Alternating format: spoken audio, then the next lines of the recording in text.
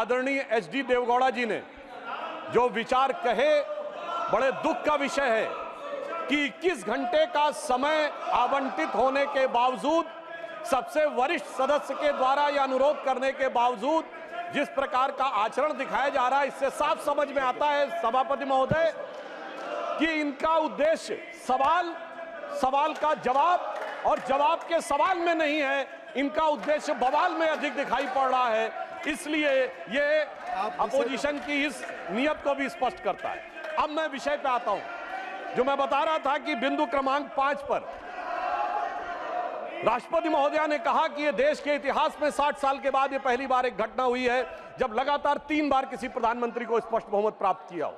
और जिस समय महामहिम राष्ट्रपति महोदया ने यह शब्द बोला था, हम सबको ध्यान है, सबसे अनेक विपक्षी सदस्यों ने अपनी अपनी सीट पर आवाजें करते हुए इसका प्रतिवाद किया था। संभवतः उनके मन में इस बात के लिए स्वीकार्यता नहीं हो पा रही थी कि यह कैसे हो गया कि लगातार तीसरी बार मोदी जी के नेतृत्व में भारत की जनता ने स्पष्ट जनादेश दिया और पंडित जवाहरलाल नेहरू जी का वो रिकॉर्ड जिसके ऊपर वो बहुत इतराते थे, उसकी बराबरी हो गई। मगर हमारे बहुत से विपक्षी सदस्य कहते हैं कि साहब नेहरू जी की बराबरी तो मोदी जी से नहीं हो सकती। तो सभापति महोदय, मैं आपके माध्यम से कहना चाहता हूं कि तीसरी बार मोदी जी चुन के आए हैं और ये मैं भी मानता हूं कि नेहरू जी और मोदी जी में बराबरी नहीं हो सकती, इसलिए तीसरी बार आने पे मैं सिर्फ 3 बिंदु दूंगा जिस पर हम मानते हैं कि नेहरू जी और मोदी जी की बराबरी नहीं हो सकती। नंबर 1, जब मोदी जी इस देश के प्रधानमंत्री के कैंडिडेट चुने जाने थे, सभापति महोदय, मुझे आज तक याद है 13 सितंबर 2013 शाम 6 बजे भाजपा की पार्लियामेंट्री बोर्ड की बैठक होनी थी और मोदी जी स्वयं उसके मेंबर थे, मगर उन्होंने कहा मैं उस बैठक में नहीं आऊंगा जिसमें मेरे बारे में विचार हो रहा हो। यह होता है नैतिकता के आधार के ऊपर निर्णय। और उस समय राजनाथ सिंह जी पार्टी के अध्यक्ष थे, तो मुझे यह दायित्व दिया गया था कि मैं मोदी जी को रिसीव करके अध्यक्ष के कमरे में बैठा लूं और जब बैठक समाप्त हो जाए तो सब एक साथ जाएंगे प्रेस कॉन्फ्रेंस में घोषित करने के लिए। और महोदय, पूरा पार्लियामेंट्री बोर्ड एक मत था, सारे कार्यकर्ता एक मत थे और पूरा देश एक मत था और तब प्रधानमंत्री के कैंडिडेट मोदी जी घोषित हुए। उधर पंडित जवाहरलाल नेहरू जब कैबिनेट मिशन प्लान के तहत 26 अप्रैल 1946 को कांग्रेस का नया अध्यक्ष चुना जाना था और उसके लिए कांग्रेस वर्किंग कमेटी की बैठक होनी थी और 20 अप्रैल को मौलाना आजाद को गांधी जी ने लेटर लिखा कि आप अपना नामांकन वापस ले लीजिए और मैं चाहता हूं कि नेहरू जी प्रधानमंत्री बने। परंतु इसके बावजूद उस बैठक के अंदर क्या हुआ, इसका रिकॉर्ड आचार्य कृपलानी ने अपनी किताब Gandhi his life and thought, Maulana Azad ने अपनी किताब India wins freedom, Rajmohan Gandhi ने अपनी किताब सरदार पटेल और उस समय के सबसे प्रख्यात पत्रकार दुर्गादास ने अपनी किताब India from Curzon to Nehru and thereafter में लिखा है कि 1 वोट मिला पट्टाभी रमैया को और शायद 1 या 2 वोट मिले आचार्य कृपलानी को, शेष सारे वोट मिले सरदार पटेल को और 0 वोट मिले जवाहरलाल नेहरू जी को। वाकई कैसे तुलना हो सकती है? सर्वसम्मति से प्रधानमंत्री के कैंडिडेट बनने वाले मोदी जी और 0 वोट पाकर प्रधानमंत्री के कैंडिडेट बनने वाले सरदार हमारे नेहरू जी। एक वो नेता जिसको पूरे देश ने नेता माना, एक वो नेता जिसको उसकी पार्टी में किसी ने नेता नहीं माना। इसलिए वाकई तुलना नहीं हो सकती। बल्कि मैं तो कहना चाहूंगा, आज खड़गे जी अध्यक्ष बनना था तो सोनिया गांधी जी की इच्छा थी तो सारे डेलीगेट्स ने खड़गे जी को वोट कर दिया और शशि थरूर जी ने नामांकन वापस कर लिया। उस समय गांधी जी की इच्छा के बावजूद किसी ने नेहरू जी को वोट नहीं किया, तो मैं कह सकता हूं आज खड़गे जी की स्थिति उस समय के नेहरू जी से बेहतर है। अब मैं दूसरा बिंदु कहना चाहता हूं कि इसमें वाकई प्रधानमंत्री श्री नरेंद्र मोदी जी और खड़गे जी में तुलना नहीं हो सकती। देखिए, नेहरू जी ने के विषय में प्रख्यात शायर मजरू सुल्तानपुरी ने एक आर्टिकल लिख दिया था कि उनकी कार्यशैली में हिटलर की झलक दिखती है और उसके बाद सभापति महोदय 2 साल जेल में रहे थे। और यहां मोदी जी के समय में हिटलर की मौत, मोदी जी की मृत्यु की कामना और कब्र खुदेगी जैसी बात कहने वाले लोग तो छोड़िए, जिन्होंने बोटी बोटी की बात कही थी वो सम्मानित सदस्य होकर अगले सदन में आ गए और इसके बावजूद किसी पे कोई कार्रवाई नहीं हो रही है। तो मैं मानता हूं कोई तुलना नहीं है मोदी जी और नेहरू जी की। दोनों की अप्रोच में जमीन आसमान का अंतर है। और एक मैं बात और कहना चाहता हूं, हमारे तीसरा बिंदु, हमारे प्रधानमंत्री श्री नरेंद्र मोदी जी को कितने देशों ने अपना सर्वोच्च नागरिक सम्मान दिया है। इसमें Bhutan, France, Papua New Guinea, Fiji, रूस और मालदीव। और मेरे विरोधी विशेष रूप से सुने, इसके अतिरिक्त तमाम मुस्लिम देश, Egypt, Saudi Arabia, United Arab अमीरात, बहरीन, अफगानिस्तान और विशेषकर ध्यान दें फिलिस्तीन, इतने देशों ने अपना सर्वोच्च नागरिक सम्मान प्रधानमंत्री श्री नरेंद्र मोदी जी को दिया, जो भारत के इतिहास में किसी मंत्री को नहीं मिला। और प्रधानमंत्री जी ने किसको सर्वोच्च सम्मान दिया? हमने भारत के, हमारी सरकार ने और सरकार की बनाई समिति ने सिर्फ हमारे नेताओं स्वर्गीय अटल बिहारी वाजपेयी जी और आदरणीय लाल कृष्ण आडवाणी जी को ही भारत का सर्वोच्च नागरिक सम्मान नहीं दिया, हमने कांग्रेस के भी नेताओं को सम्मान दिया। कांग्रेस के 3 बड़े नेताओं को भारत रत्न मिला। मदन मोहन मालवीय जी को हमारी सरकार में भारत रत्न मिला, प्रणब मुखर्जी जी को हमारी सरकार में भारत रत्न मिला, पीवी नरसिम्हा राव जी को हमारी सरकार में भारत रत्न मिला, हमारी पार्टी के नहीं थे परंतु कर्पूरी ठाकुर जी को भारत रत्न मिला, और कांग्रेस के नेता एससी जमीर और तरुण गोगोई जी को पद्म अवार्ड मिला। दूसरी तरफ नेहरू जी ने क्या किया? न किसी से अवार्ड मिला। अरे भाई, दूसरी पार्टी छोड़िए, अपनी पार्टी के सरदार पटेल और बाबा साहब अंबेडकर को भी नहीं दिया, उन्होंने अपनी सरकार से खुद को भारत रत्न ले लिया। यानी एक मोदी जी जिन्होंने सबको भारत रत्न दिया और एक उनकी सरकार जिसमें खुद को भारत रत्न मिल गया। तो मैं मानता हूं कि इन तीनों बिंदुओं पर नेहरू जी और मोदी जी में कोई तुलना नहीं है। इसलिए मैं कह सकता हूं कि मोदी जी नेहरू जी की तुलना में एक अतुलनीय प्रधानमंत्री हैं और उन्होंने यह अतुलनीय उपलब्धि हासिल की। और एक बात और कहूंगा अंत में, वाकई दोनों में बराबरी नहीं है। हम लोग बचपन में एक बड़ा गीत था जो हमारी पीढ़ी और हमसे पहले वाली पीढ़ी ने जरूर अवश्य सुना होगा कि दे दी हमें आजादी बिना खड़क बिना ढाल। उसमें एक लाइन थी कि फूलों की सेज छोड़ के दौड़े जवाहरलाल, वो तो फूलों की सेज पे थे, और हमारे प्रधानमंत्री जी चाय की केतली लेके प्लेटफॉर्म पे दौड़े नरेंद्र लाल।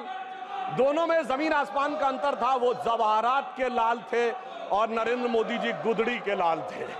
वो हीरे जवाहरात के बीच में उनका बचपन गुजरा और इन्होंने गुदड़ी के लाल ने निकलकर आज भारत माता का भाल जिस ऊंचाई तक पहुंचाया है, उसके लिए सारा देश उन पर गर्व करता है। अब मैं पिछली बात को छोड़कर इस पे आता हूं कि इस तीसरे टर्म में हमारी सरकार किस प्रकार की बातों पर विचार करने की तरफ ध्यान दे रही है। राष्ट्रपति महोदया ने अपने बिंदु क्रमांक 5 में इस विषय का उल्लेख किया है, रिफॉर्म, परफॉर्म और ट्रांसफॉर्म। आने वाले समय में सबसे बड़ी चुनौती हमारे सामने आने वाली है, वो है एनर्जी, और एनर्जी में ग्रीन एनर्जी। हमारी सरकार ने, प्रधानमंत्री श्री नरेंद्र मोदी जी ने इस विषय को बहुत पहले से ध्यान कर इस बात को समझ लिया कि आने वाला एरा ग्रीन एरा है। और याद करिए कि हमारी सरकार ने आने के बाद सबसे पहले क्या किया था, एलईडी बल्ब देने शुरू किए थे। अब तक 37 करोड़ एलईडी बल्ब डिस्ट्रीब्यूट किए जा चुके हैं, जो अमेरिका की कुल आबादी से अधिक है। उस समय हमारा अधिकतम पावर कंजम्पशन 50% से अधिक कोयले से होता था। अगर हम विकसित राष्ट्र बनना चाहते थे और केवल कोयले से कंजम्पशन करते तो भारी मात्रा में कार्बन डिपोजिशन होता। ग्रीन एनर्जी का टारगेट जो हमारी सरकार ने रखा, प्रधानमंत्री जी के नेतृत्व में यह टारगेट रखा गया कि 2030 तक भारत की इंस्टॉल्ड कैपेसिटी पावर जनरेशन का 40% क्लीन एनर्जी से होगा। और हमेशा सरकारों में देर में होता है कार्य, मगर महोदय मैं बताना चाहता हूं, पहली बार भारत के इतिहास में वो 40% installed capacity by clean energy का टारगेट 8 साल पहले 2022 में अचीव कर लिया गया। और अब 2030 के लिए रिवाइज टारगेट 50% क्लीन एनर्जी का हो गया है। यह दर्शाता है कि हमने कितना महत्वपूर्ण छलांग लगाई है। इसीलिए हम तीसरे नंबर की देश बन गए हैं सोलर एनर्जी के संदर्भ में। 2014 में जहां सोलर एनर्जी 2.6 गीगावाट थी, वहीं 2023 में 66.7 गीगावाट हो गई है। और इतना ही नहीं, अब प्रधानमंत्री जी ने जो एक प्रधानमंत्री सूर्य घर योजना शुरू की, जिसका उल्लेख राष्ट्रपति महोदया के अभिभाषण में है मैं बताना चाहता हूं, लोगों के घर पे सोलर रूफटॉप्स लगेंगे और मुफ्त की बिजली प्राप्त हो रही है। और मुफ्त की बिजली के साथ साथ जो इलेक्ट्रिक स्कूटर या इलेक्ट्रिक कार चलाएंगे उनका चार्जिंग भी मुफ्त की हो जाएगी। सोचिए कि एक ऐसी योजना जिसमें किसी भी प्रकार का पर्यावरण पर आक्षेप नहीं आ रहा है, पर्यावरण के ऊपर कोई प्रभाव नहीं पड़ रहा है, मुफ्त की ऊर्जा मिल रही है और वो भी सरकारी खजाने पर बगैर कोई बोझ डाले। जो लोग मुफ्त की बात करते थे, अगर देखा जाए तो प्रधानमंत्री जी ने ईमानदारी से एक ऐसी योजना के माध्यम से देश के करोड़ लोगों को मुफ्त बिजली देने का प्रयास किया है जो अपने आप में अद्भुत और अलग है। और आगे भी हम भविष्य में हाइड्रोजन एनर्जी मिशन की तरफ आगे बढ़ रहे हैं। राष्ट्रपति महोदया ने उल्लेख किया कि स्टार्टअप के मामले में हम दुनिया के तीसरे बड़े इकोसिस्टम बन गए, मगर हम तीसरे बड़े इकोसिस्टम से संख्या के आधार पर नहीं बने। जब हमारी सरकार नहीं थी कुछ 100 स्टार्टअप थे, आज 1 लाख से ऊपर स्टार्टअप है। सभापति महोदय, 1 लाख की संख्या महत्वपूर्ण नहीं है, 675 जिलों में से 600 जिलों में स्टार्टअप काम कर रहे हैं। ये हमारी सरकार की महत्वपूर्ण उपलब्धि है। केवल स्टार्टअप का मतलब दिल्ली, मुंबई, बेंगलोर, हैदराबाद ये नहीं है। 675 में 600 जिलों में स्टार्टअप काम कर रहे हैं। और डोमेस्टिक फ्लाइट्स के मामले में हम तीसरे बड़े सिविल एविएशन सेक्टर हो गए हैं। राष्ट्रपति महोदया ने इस बात का उल्लेख किया कि 2014 में 209 हवाई मार्ग थे और अब 905 हवाई मार्ग हो गए हैं। अब लगभग हर राज्य में एक एयरपोर्ट जरूर है। और किस प्रकार का बदलाव आया है इसका उल्लेख दीजिए कि आज दुनिया में सबसे ऊंचा पुल कश्मीर में चिनाब नदी के ऊपर हमारी सरकार के समय में बन के तैयार हुआ। सबसे लंबा पुल समुद्र के ऊपर एशिया का मुंबई में हमारी सरकार के समय में तैयार हुआ है। सबसे बड़ा केबल पुल गुजरात में हमारी सरकार के समय में तैयार हुआ है। और नदी के नीचे से चलने वाली मेट्रो कोलकाता में हमारी सरकार के समय में तैयार हुई है। ये दर्शाता है कि विकास के नए प्रतिमानों पर किस प्रकार से इस सरकार के दौरान हम आगे बढ़े। देखिए, बड़े विषयों की तरफ तो अक्सर लोगों का ध्यान काफी जाता है, परंतु मैं एक चीज पे और ध्यान देना चाहता हूं कि मोदी जी की सरकार के समय में बहुत छोटी छोटी चीजें, उनसे देश के विकास में क्या भूमिका हो सकती है उस तरफ ध्यान दिया गया। मैं 3 छोटी चीजों पे ध्यान दिलाना चाहता हूं। शहद हम सब बहुत सामान्य रूप से यूज करते हैं। हनी, शहद का निर्यात 2014 में 445 करोड़ था और 9 सालों में बढ़कर 1623 करोड़ रुपए हो गया। किसानों, खिलौना, देखिए जब हम चाइना की बात करते तो बहुत सी बात होती थी, खिलौने हमारे यहाँ क्यों नहीं बन सकते। इन 9 सालों में हमने 1844 करोड़ रुपए के खिलौने जो हैं वो एक्सपोर्ट किए हैं। ये हमने छोटी सी चीज में आगे बढ़ने का प्रयास किया। और दूसरी चीज जो हमारे विरोधियों को शायद याद हो, खादी, जिसका महात्मा गांधी जी के साथ बड़ा संबंध माना जाता था, हमारी मोदी जी के प्रयासों से 2014 में जो खादी का मार्केट 31,000 करोड़ रुपए का था वो अब बढ़कर 1,35,000 करोड़ रुपए का हुआ। यानी 4 गुना अधिक खादी में हमने वृद्धि प्राप्त की है।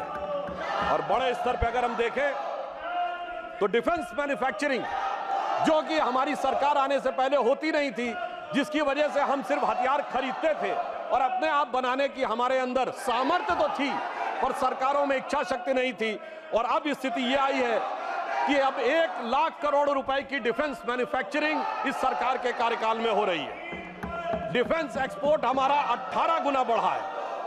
और सभापति महोदय, 500 हमारे डिफेंस के ऐसे प्रोडक्ट हैं जिसे सरकार ने निर्णय लिया है कि इनका इंपोर्ट बैन, यानी जो पहले विदेश से आते थे वो 500 प्रोडक्ट भारत में ही बनेंगे, इक्विपमेंट, और वो विदेश से नहीं लिए जाएंगे।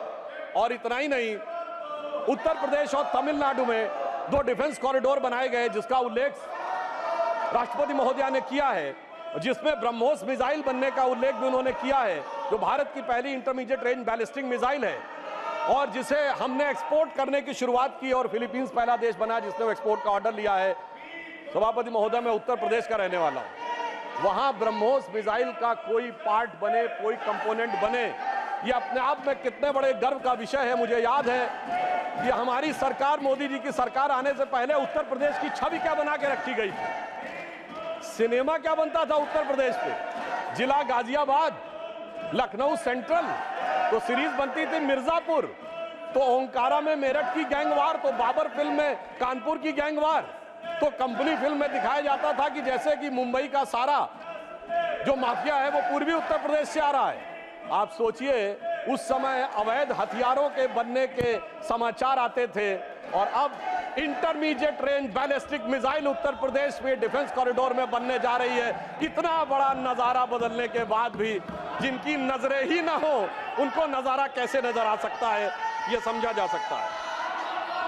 अभिभाषण के बिंदु क्रमांक 17 में राष्ट्रपति महोदया ने भारत के पब्लिक सेक्टर बैंक्स के बारे में अपना विचार व्यक्त किया है, जिसमें विशेषकर मैं सिर्फ 3 का उल्लेख करना चाहूंगा। State bank of India, life insurance corporation of India और हिंदुस्तान एरोनॉटिक्स लिमिटेड।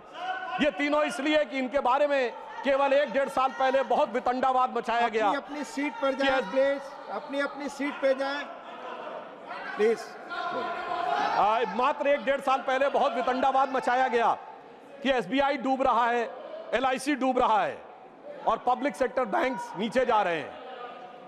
राष्ट्रपति महोदया ने बताया कि इस साल पब्लिक सेक्टर बैंक्स ने 1,40,000 करोड़ रुपए का मुनाफा कमाया है, जो आज तक कभी नहीं हुआ था।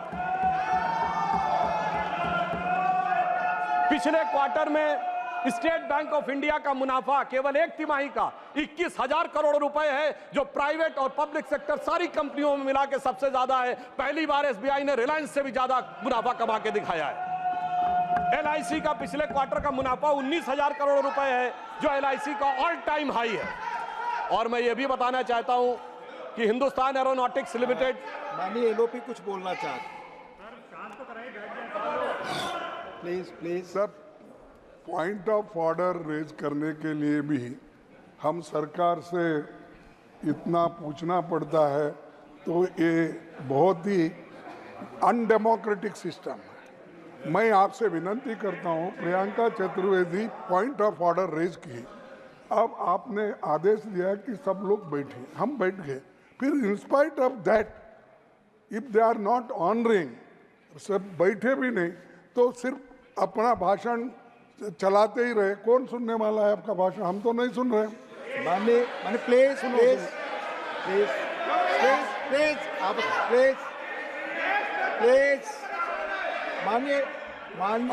देखिए सर, मैंने आग्रह किया सभी लोग अपनी सीट पर जाएं। जब तक नहीं गए थे आपने कहा मैं मौका दे रहा हूं। प्लीज माननीय लोगों को बोलने दो। पॉइंट ऑफ रेजर किए हैं, आप बैठे। पॉइंट ऑफ ऑर्डर जो भी है, जब बाहर लोग थे यू अलाउ देम, मैंने कहा अलाउ नहीं। पॉइंट ऑफ ऑर्डर उठाना चाहती है प्रियंका जी, आप सहमत हैं? Point of order Priyanka ji, point of order आप तय करिए पॉइंट ऑफ ऑर्डर। हाँ Priyanka ji, chairman sir, right now please sir, why should he, किस नियम के तहत कौन सा? सर मैं बिल्कुल आपको नियम भी बताऊंगी sir, and I am also member of parliament and I have been given this right sir to raise a point of order. Yes. It is unfair that I have been screaming non-stop and the members of opposition have been asking you to yield. Please, Sir, point point number 259. Sir, point number 259. Chairman to preserve order and enforce decisions. The chairman shall preserve order and shall have all powers necessary for the purpose of enforcing his decisions.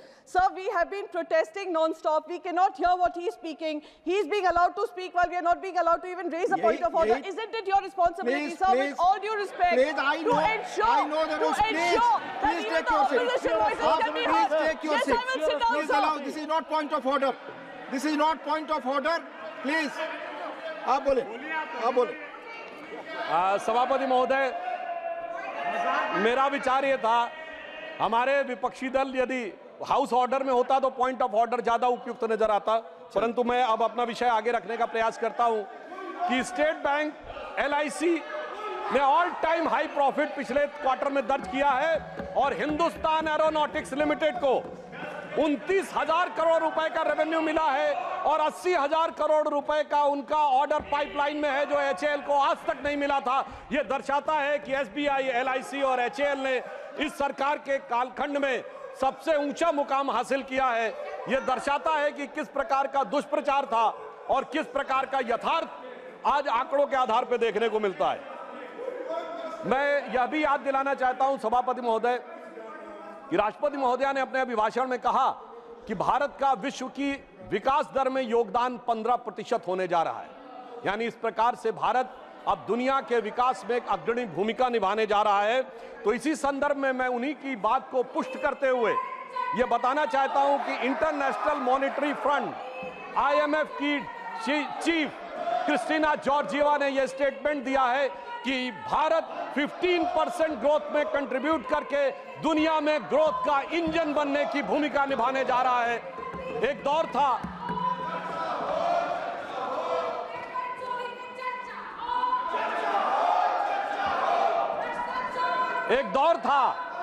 जब हम IMF जैसे संगठनों से charity expect करते थे, हम उनके सामने याचक बन के खड़े होते थे, और आज IMF की चीफ ये कह रही है कि भारत विश्व अर्थव्यवस्था के विकास में याचक नहीं, उसका संचालक बन के खड़ा हुआ है।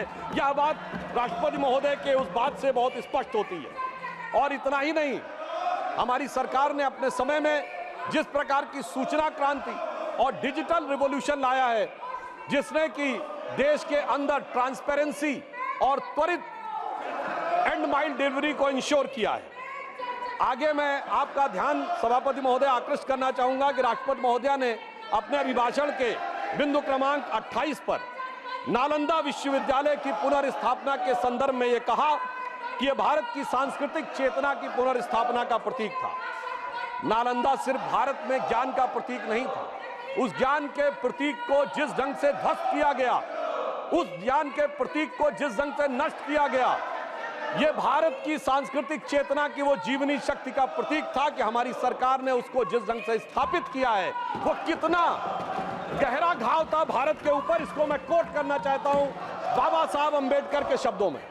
बाबा साहब अंबेडकर ने अपनी किताब, जो उनकी writings and speeches of Baba Saheb Ambedkar, published by Maharashtra government in 1987, then republished by central government in January 2014, इन्हीं की सरकार में ministry of social justice and empowerment के द्वारा उनमें डिक्लाइन ऑफ बुद्धिज्म में उन्होंने लिखा है, मैं कोट कर रहा हूं उनके उस आर्टिकल से, how the Buddhist perished by the sword of Muslim invaders has been recorded by the Muslim historians themselves, summarizing the evidence relating to the slaughter of Buddhist monks by the Muslim generals in the course of their invasion in Bihar in 1197 AD। और आगे उन्होंने Vincent Smith को coat किया है कि नालंदा विश्वविद्यालय के एक एक भिक्षु को पकड़कर किस प्रकार से मार दिया गया, कुछ लोग अपनी जान बचाकर नेपाल और तिब्बत चले गए। मगर महोदय, प्रधानमंत्री जी ने कहा कि आप पुस्तकों को जला सकते हो, आप इमारतों को जला सकते हो, पर भारत की ज्ञान और संस्कृति की परंपरा को नहीं जला सकते हो। और इसलिए हमारी सरकार ने जो नालंदा का पुनर्स्थापना करने का प्रयास किया है, वो भारत की ज्ञान परंपरा को पुनर्स्थापित करने का। मगर सभापति महोदय, जब भारत की सांस्कृतिक चेतना की बात आती है तो निश्चित रूप से हमारे मन में नालंदा, बोध गया और उसी के साथ साथ भव्य श्री राम मंदिर का विषय भी आता है। परंतु इस बार बड़ी मजेदार बात है कि अयोध्या की लोकसभा सीट पर हमें वांछित सफलता नहीं मिली, और उसको लेकर इनके चेहरों के ऊपर जो चमक दिखाई पड़ती है, ये अपने आप में राजनीतिक विश्लेषकों के लिए एक फूड फॉर थॉट है। क्योंकि इस प्रकार का एक वातावरण इस देश में बनाया गया कि एक वर्ग के लिए all eyes should be on Rafah, चाहे किसी को पता हो रफा है क्या, कहां ये ना पता हो, पर दूसरे के लिए all eyes should not be on Ayodhya. परंतु मैं ये भी बताना चाहता हूं सभापति महोदय, ये लोग समझ नहीं पाए। अयोध्या में जब हमें वांछित सफलता नहीं मिली तो हमारे विरोधी बता क्या रहे हैं, देखिए साहब, आप अयोध्या हार गए, बस्ती हार गए, प्रयागराज हार गए, चित्रकूट हार गए, नासिक, रामटेक और रामेश्वरम, यानी भगवान राम से जुड़े सारे स्थलों के बारे में बता रहे हैं कि यहां भारतीय जनता पार्टी को वास्तविक, जैसे कई तो ऐसी सीटें थी, रामेश्वरम कभी नहीं जीते थे। परंतु महोदय, मैं कह रहा हूं, ये समझ नहीं पाए प्रभु की लीला क्या है। जो लोग ये कहते थे कि राम हुए नहीं, इसका सबूत दो, वो उत्तर से दक्षिण तक राम से जुड़े स्थानों का सबूत दे रहे हैं कि अयोध्या भी राम से जुड़ी थी, बस्ती भी जुड़ी थी, प्रयागराज भी था, रामटेक भी था, रामेश्वरम भी था। अरे आपको लगता है कि भगवान हमको हरवाने के लिए आए थे? नहीं, आपको अपना अस्तित्व मनवाने के लिए आए थे। और मैं ये भी बताना चाहता हूं महोदय, रामचरितमानस और रामायण में भी उल्लेख है कि एक बार नागपाश भगवान राम को भी लगा था और नागपाश लगने के कारण एक मूर्छा आ गई थी और तब राम विरोधी दल में बड़ी खुशियां छा गई थी, मगर वो प्रभु की लीला का हिस्सा था, सिर्फ हनुमान जी को अपनी शक्ति याद दिलाने के लिए। और ऐसा पहली बार नहीं हो रहा है, ऐसा पहली बार नहीं हो रहा है। सभापति महोदय, आज से 30 साल पहले मुझे याद है उत्तर प्रदेश में जब समाजवादी पार्टी और कांग्रेस सबने मिलकर सरकार बनाई थी, सपा बसपा और कांग्रेस आई ने मिलकर, तब एक नारा लगा था कि मिले मुलायम काशीराम, हवा में उड़ गए जय श्री राम। मगर हम तब भी नहीं डिगे थे और जो हवा में उड़ाने की बात कर रहे थे, 3 साल में हमने केंद्र में सरकार बना के दिखा दी थी और उत्तर प्रदेश में भी सरकार बनी थी। अरे अब तो इतना अंतर आया है, तब आप हवा में उड़ाने की बात कर रहे हैं, अब आप एक एक स्थान को बता रहे हैं। आप निश्चित रहिए, जिसे एक हम लोग जो प्रसिद्ध भजन सुनते थे उसमें ये कहा गया है, जो हनुमान जी का प्रसिद्ध भजन है कि रावण युद्ध अजान कियो तब नाग की फांस सबे सिर डारो, परंतु चिंता मत करिए, वो शक्ति पुनः जागृत हो रही है और वो जागृत होकर हमें पुनः वहां तक पहुंचाने का प्रयास रखेगी। और एक मैं गंभीर बात करना चाहता हूं, श्री राम का विषय हमारे लिए हार जीत का विषय नहीं है। हम 2 सीटों की पार्टी थे, तब भी उतनी श्रद्धा और निष्ठा के साथ खड़े थे। हम 86 सीट पे भी वैसे ही खड़े थे, 120 पे वैसे ही खड़े थे, 182 पे वैसे ही खड़े थे, 282 पे वैसे ही खड़े थे, 303 पर वैसे ही खड़े और 240 पर भी वैसे ही खड़े हुए हैं। आपके लिए चुनावी हार जीत का विषय होगा, हमारे लिए चुनावी हार जीत का विषय नहीं है, परंतु हमें लगता है कि भारतीय समाज में यदि कुछ लोगों के मन में अभी भी इसको लेकर हो सकता हमारी तपस्या में कोई कमी रही हो, तो मैं ये कहना चाहूंगा भारत के सभी लोगों से, अटल बिहारी वाजपेयी जी की कविता की वह प्रसिद्ध पंक्ति जो उनकी कविता थी, आओ मिलकर दिया जलाएं, तो मैं इसके लिए कहना चाहूंगा कि अभी हमारा यह प्रयास बाकी है।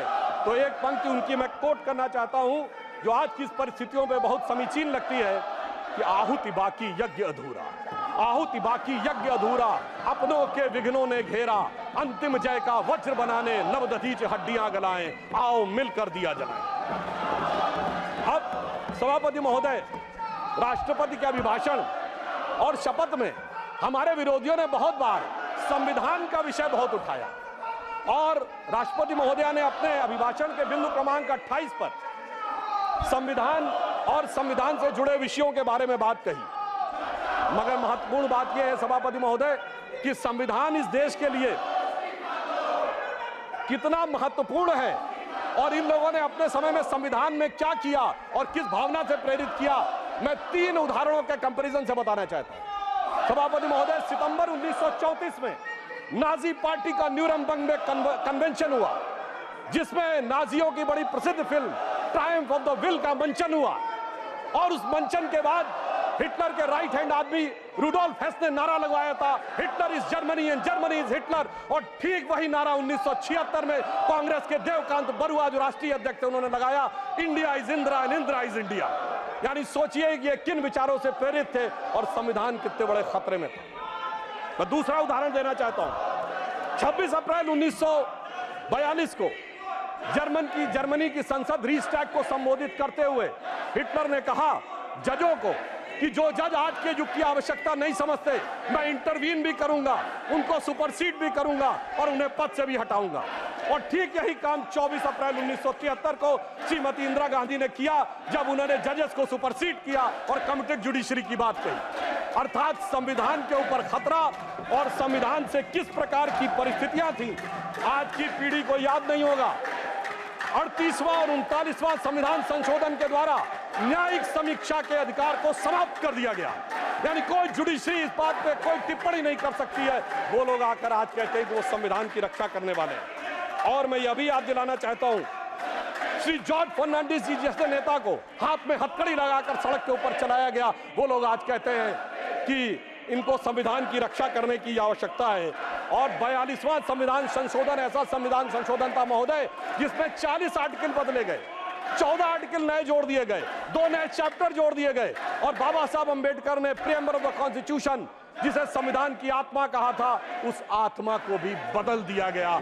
वो लोग आज कहते हैं और आज प्रेस की स्वतंत्रता की बात कहते हैं, उस समय जो अखबार छपते थे तो पीआईबी को एक एक लाइन वेट कर आनी पड़ती थी पीआईबी से, तब जाके समाचार पत्र में कुछ छपता था, और जिसके लिए उस जमाने में एक मशहूर शेर बोला गया था। आप सबको पता होगा कि उर्दू के बड़े प्रसिद्ध शायर गालिब हुए हैं, मीर तकी मीर हुए हैं, शेख मोहम्मद इब्राहिम जोक हुए हैं।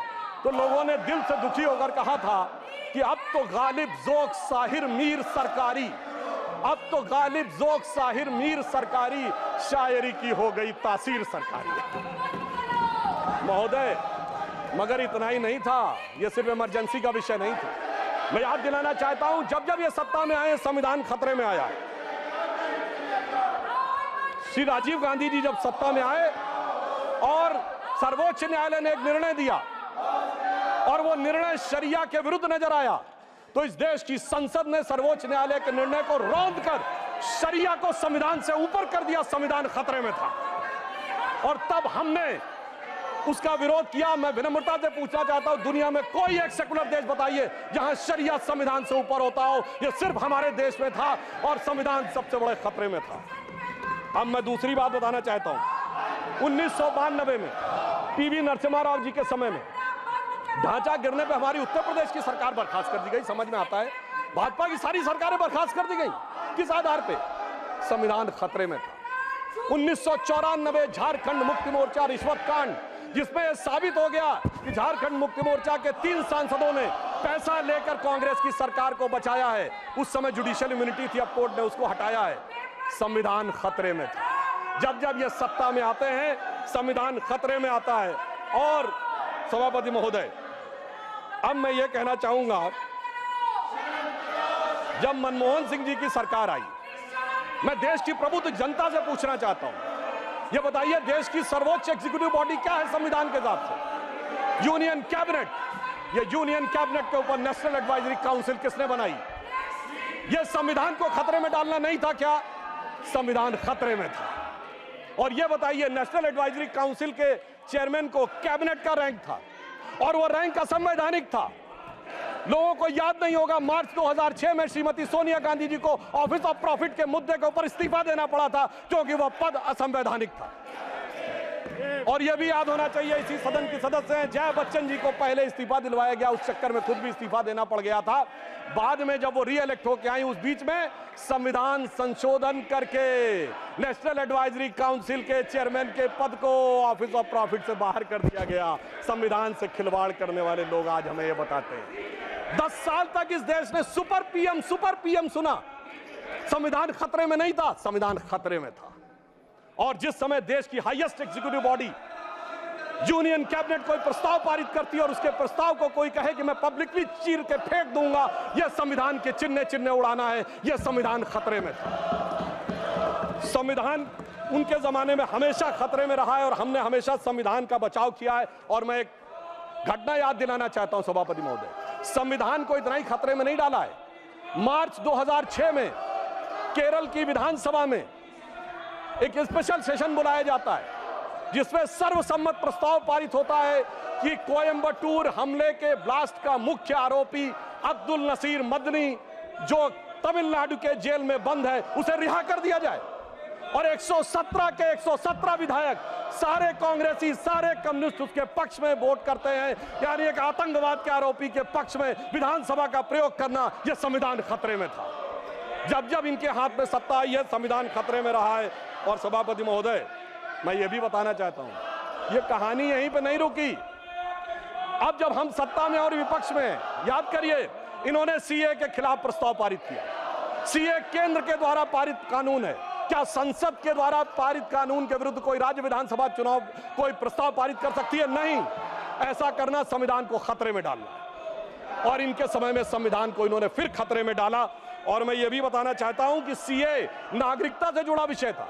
नागरिकता केंद्र का विषय, उसका प्रदेश से कोई मतलब नहीं है। इसके बावजूद नागरिकता से जुड़े केंद्र के कानून पर प्रदेश की सरकारें इनकी प्रस्ताव पारित करें, ये संविधान खतरे में डालें।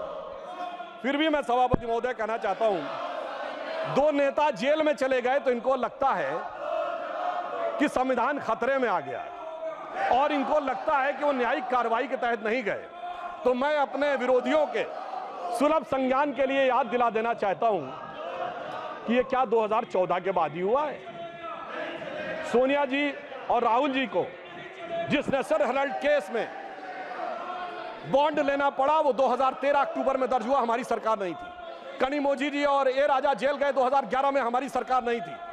सुरेश कलमाडी जी जेल गए 2010 में, हमारी सरकार नहीं थी। मधु कौड़ा जी सीएम झारखंड जेल गए 2008 में, हमारी सरकार नहीं थी। शिबू सोरेन 2006 में जेल गए, हमारी सरकार नहीं थी। मुलायम सिंह जी मायावती पे 2006-7 में डिस्ट्रोवर्टेड एसेट का केस हुआ, हमारी सरकार नहीं थी। करुणानिधि 2000 में जेल गए, लालू यादव 1997 में जेल गए, जयललिता 1996 में जेल गई, झारखंड मुक्त मोर्चा रिश्वत कांड 1994 में हुआ, राजीव गांधी पे आरोप 1987 में लगे, FIR 1990 में हुई। मैं सिर्फ ये बताना चाहता हूं, 30 साल से देख रहे हैं सभापति महोदय, हम लोग छात्र जीवन से प्रौढ़ावस्था में आ गए, जेल में अंदर बाहर आने जाने का खेल देखते हुए, और अब हमसे कहते हैं कि 2014 के बाद ये है। वास्तविकता ये है कि संविधान के साथ खिलवाड़ सदैव इन्होंने किया है। इसलिए मैं इनके लिए एक लाइन कहना चाहूंगा, उसके बावजूद ये किस ढंग की भाषा और आचरण प्रयोग करते हैं, तो मैं एक लाइन कहना चाहूंगा कि लहजे में बदजुबानी और चेहरे पे नकाब लिए फिरते हैं, जिनके खुद के बही खाते बेहिसाब बिगड़े हैं, वही हमसे सारा हिसाब लिए फिरते हैं। और राष्ट्रपति महोदया ने अपने अंतिम बिंदु में यह कहा कि 2047 में भारत को विकसित राष्ट्र बनाना है, और विकसित राष्ट्र के लिए उन्होंने ये बताया कि किस प्रकार से हमारी सरकार आगे बढ़ रही है। मैं एक उदाहरण देना चाहता हूं कि डिजिटल रिवॉल्यूशन एक ऐसा रिवॉल्यूशन था, भारत जिसके बारे में कहा जाता था यहां साक्षरता और समझ का दर कम है, तो ये देश कैसे अडॉप्ट होगा। मोदी जी ने आने के बाद जो डिजिटल रिवॉल्यूशन लाया है, आज दुनिया में होने वाले डिजिटल ट्रांजैक्शन का 46% भारत में होता है। 46%, जो हमारे बाद आने वाले 4 देशों में मिलाकर भी कम है।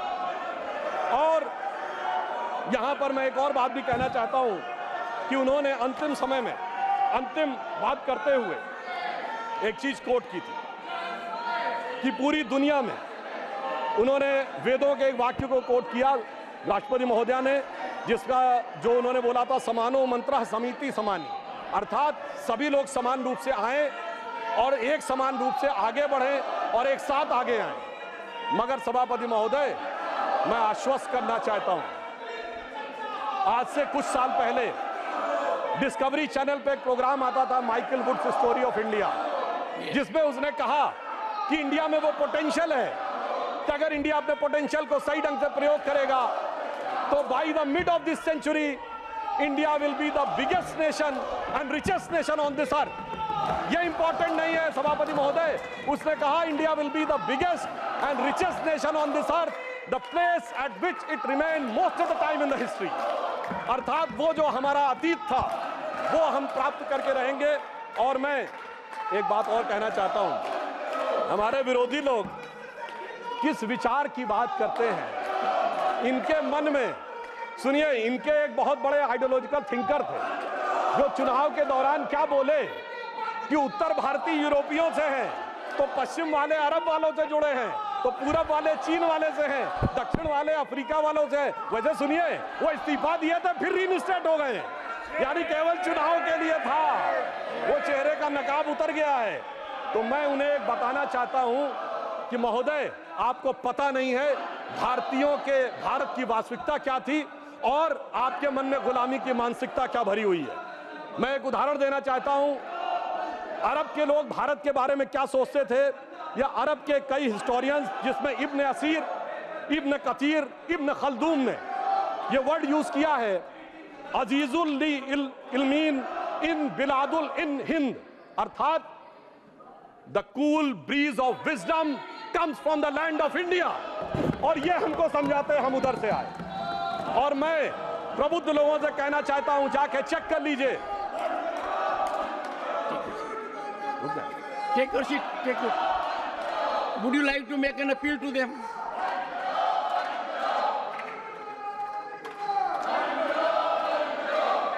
सभापति जी, मैं सदन के नेता के रूप में मुझे पहली बार बोलने का सौभाग्य मिला है। मैं आपका धन्यवाद करता हूं। मैं सोचता था कि मेरी शुरुआत कोई अच्छे प्लेजेंट्रीज के साथ शुरू होगी और मैं प्रजातांत्रिक मूल्यों के साथ चल रही विषयों के बारे में प्रजातांत्रिक तरीके से चर्चा करेंगे, लेकिन मुझे दुख के साथ बताना पड़ता है कि यह जो एल्डर हाउस है, ये जो काउंसिल ऑफ स्टेट्स का हाउस है, यहाँ पर जिस तरीके से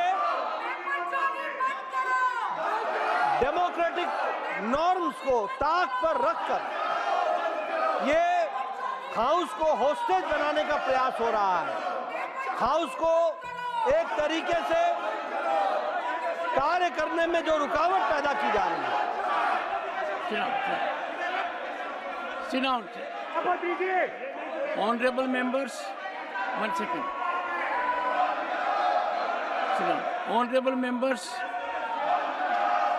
Honorable members. What is happening? Is this you should be doing it? You are virtually dancing. And Sagarika Ghosh, you write column every week. This is what you have earned all your life.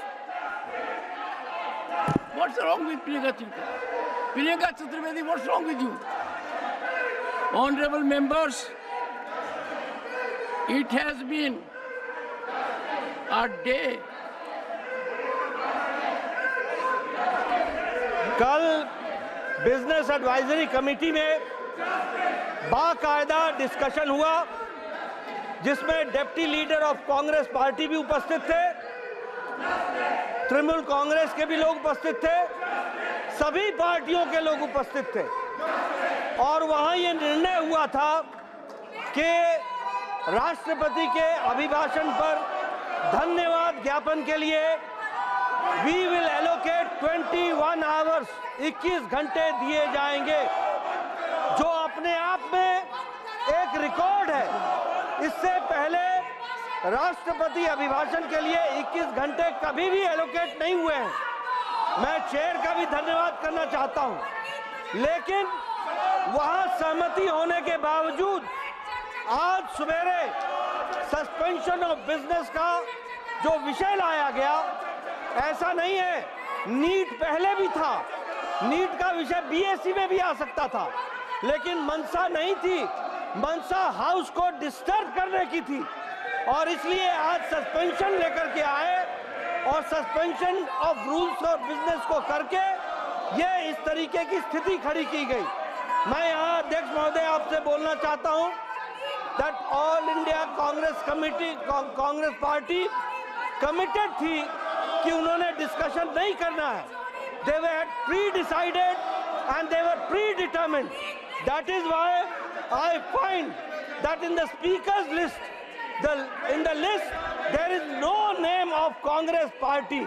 This shows that they were not serious about the debate and राष्ट्रपति के अभिभाषण के धन्यवाद में 21 घंटे में जितनी बात आपको NEET पर करनी है उसका पूरा मौका मिलता है और सरकार जवाब देने के लिए तत्पर भी है और जवाब देगी, ये मैं विश्वास दिलाना चाहता हूं। माननीय सदस्यगण, 1 सेकेंड, माननीय सदस्यगण,